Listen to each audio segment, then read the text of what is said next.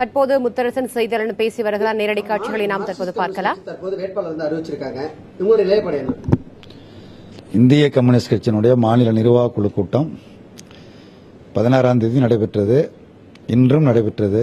இந்த கூட்டத்தில் கட்சியினுடைய தேசிய செயலாளர், நாடாளுமன்ற உறுப்பினர் தோழர் டி ராஜா, மூத்த தலைவர் தோழர் நல்லக்கண்ணு உள்ளிட்ட மாநில நிர்வாக குழு உறுப்பினர் அனைவரும் கலந்து கொண்டார்கள்.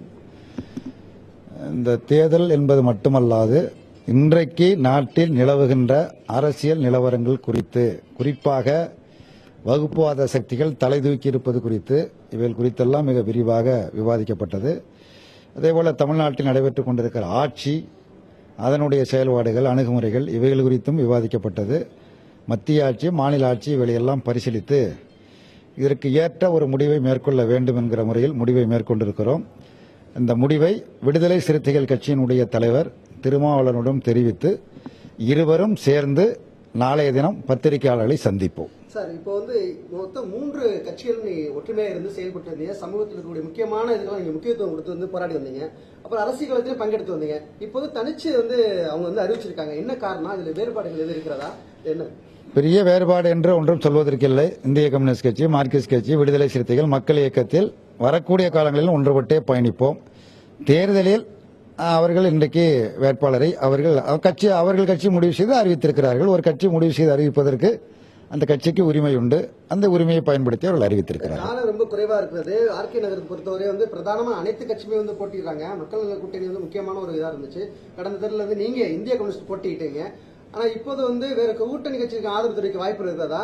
இல்ல நீங்க வந்து திரும்ப இந்த கம்யூனிஸ்ட் வேட்பாளரை நீங்க வந்து ஆதரிக்க போறீங்களா? நாளைக்கு தோழர் திருமாவளவனும் நானும் சேர்ந்து பத்திரிகையாளர்களை சந்தித்து இது நீங்க கேட்ட அனைத்து கேள்விகளுக்கும் உரிய விளக்கம் அளிக்கப்படும். இல்ல அதுக்கப்புறம் மக்கள் பிரச்சனை மட்டுமே முன்னெடுத்து செல்வீங்களா? இல்ல அடுத்தபடியாக இது கூட்டணி இந்த வேட்பாளருக்கு ஆதரவு தெரிவிக்க வாய்ப்பு இருக்கு? மக்கள் பிரச்சனைக்கும் நாங்கள் ஆதரவு தெரிவித்து இயக்கம் நடத்துவோம். இந்த தேர்தல் பிரச்சனை குறித்து நாங்கள் எடுத்த முடிவு, அதே போல விடுதலை சிறுத்தைகளும் அவர்களும் கூடி முடிவெடுத்திருக்கிறார்கள்.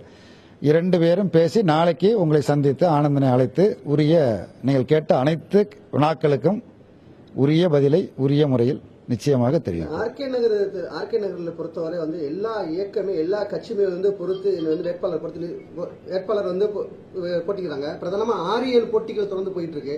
அப்படி இருக்கும்போது ஒரு பிரதான ஒரு வேட்பாளர் வந்து முன்னிறுத்துறதுக்கு வந்து என்ன தயக்கம், என்ன ஒரு பின்வாங்க? எந்த தயக்கமும் இல்ல. அதை காட்டிலும் அரசியல் ரொம்ப முக்கியமானது.